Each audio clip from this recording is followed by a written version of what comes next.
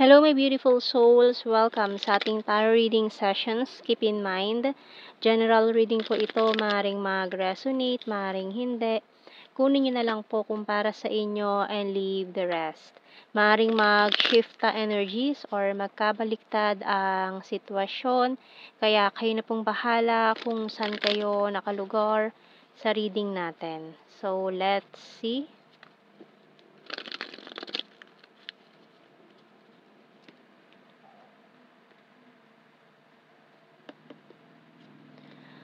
So we have here the Two of Wands and the Nine of Cups. Two of Swords and the Eight of Cups. Two of Cups and the Ace of Wands.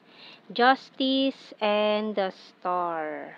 Okay, bottom card is Five of Swords. So,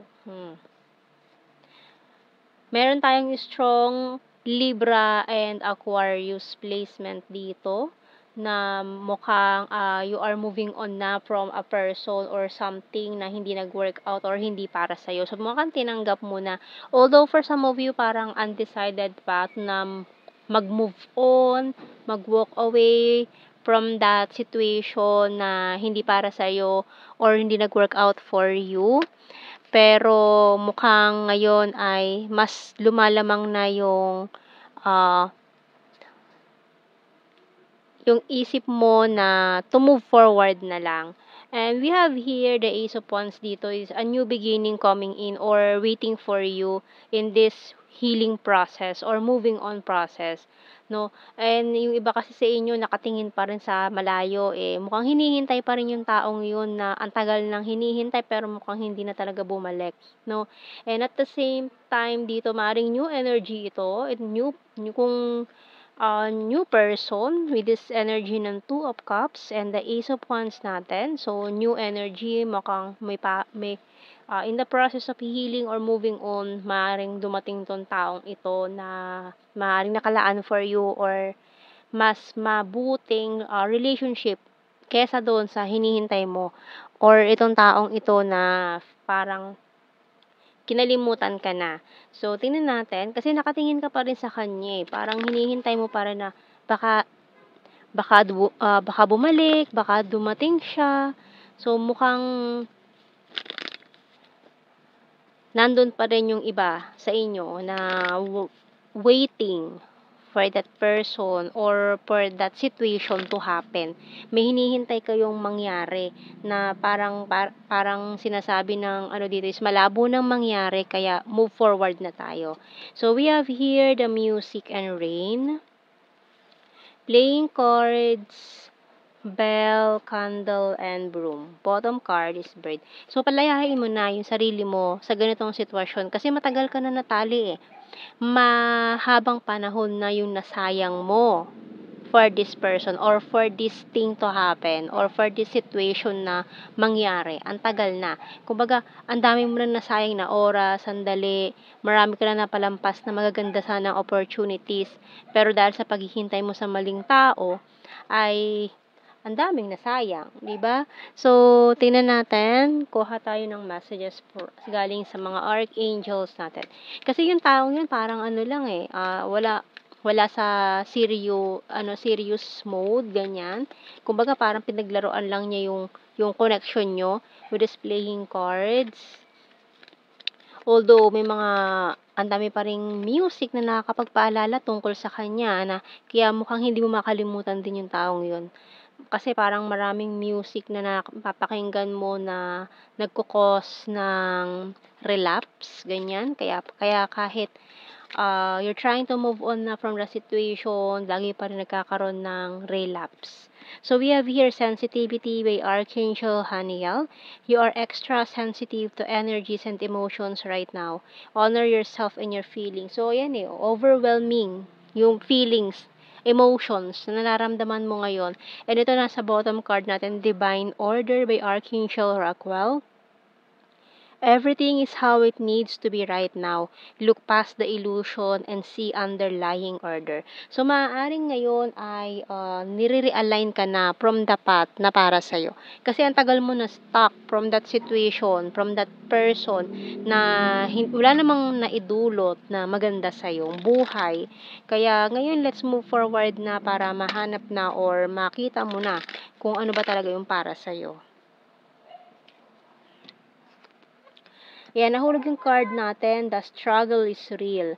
So, talagang matagal ka na nag-i-struggle from this person na kailangan na talagang bitawan for this new beginning coming in for you. Kasi may magandang simula naghihintay sa'yo. Kaya, kailangan ng bitawan yan. So, we have here, you're my rest and my healer.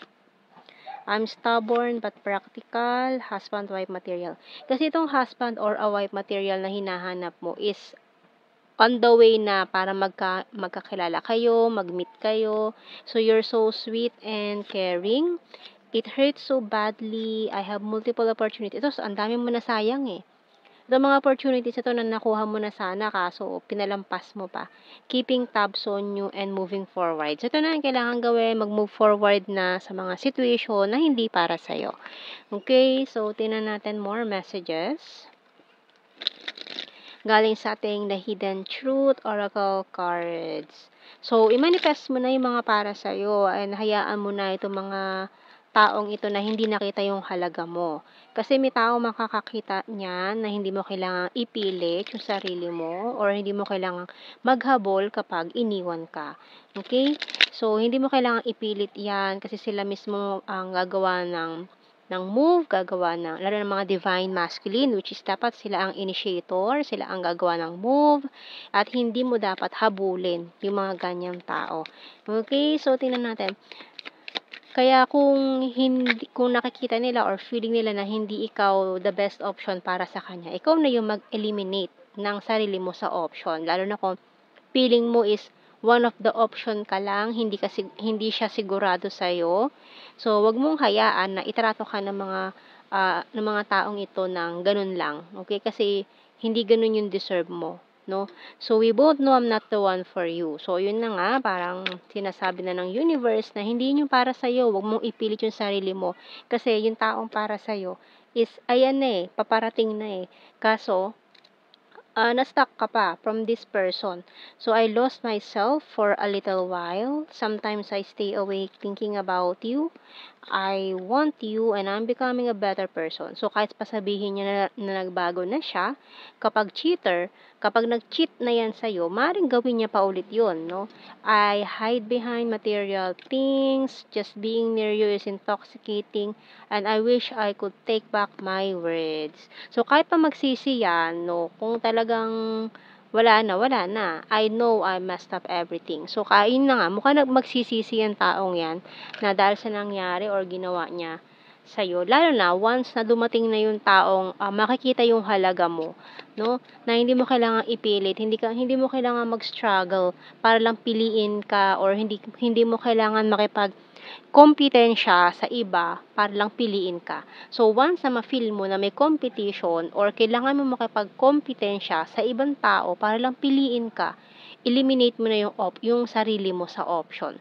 Huwag mong hayaan na parang para kayong manok na pagsasabungin at kung sino yung manalo, siya yung pipiliin.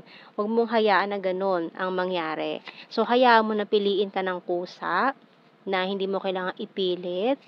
Kasi, hindi mo kailangan mag-struggle kasi kung para sa'yo yan, no? Hindi kailangang habulin, hindi kailangang ipilit, at magiging smooth lang ang proseso. Okay? So, kung hindi pa right time, huwag ipilit kasi talagang hindi pa pwede. Kumbaga, kung hindi pa hinog, hayaan mo munang mag-grow, no? Hayaan mo munang umusbong. So, yung mga initials natin, I, P, Z, A, F, X, Y, S, N, H, B, N ang bottom card natin. Okay, let's see. Sa ating blue card, we have here mirroring. So, yung mirrored souls mo nandyan na eh. Separation and confession. So, maaaring kilala mo na itong taong ito na who's meant for you.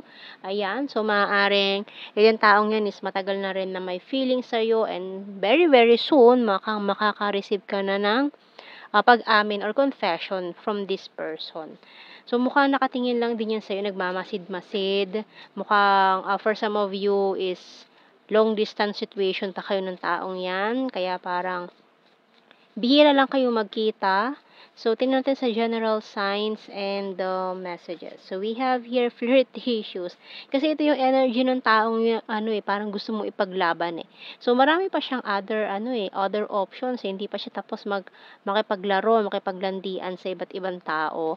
So, yung mindset niya kasi is hindi pang seryosohan. Kumbaga, gusto lang niya mag-enjoy. Ayan. So, tingnan natin, we have here June. Friendly. So, maaaring one of your friends or kilala mo na talaga itong taong ito na coming in for you. Soon. Ayan, very, very soon. Ayan, ito ang kailangan mo. Very loyal. So, wag mong hayaan na, kumbaga kasi para sa kanya, ang gusto niya is okay lang sa'yo na may other person, no? Kaya, wag mong ibaba yung sarili mo na ganun. Okay? So, we also have here good heart. Ayan, itong coming in for you. Ayan. Number 6, Luzon need more signs. Okay, we have here, ayan, soulmate. Your soulmate, intelligent, fire sign, Aries, Leo, Sagittarius. So, kung long distance kayo, ayan, travel to meet, ayan, stalker, creepy stalker. So, nakamasid na siya sa'yo. Kumbaga, pinagmamasdan ka na niyan. Chaser. So, wag habulin yung mga taong yan na tumakbo na palayo. We have here Scorpio, past person. Number 4, sexy body. Number 8, lake and Taurus. Okay, so yan ang ating reading, my beautiful souls. Thank you for watching. Take care and God bless. See you in our next reading, guys. Bye-bye.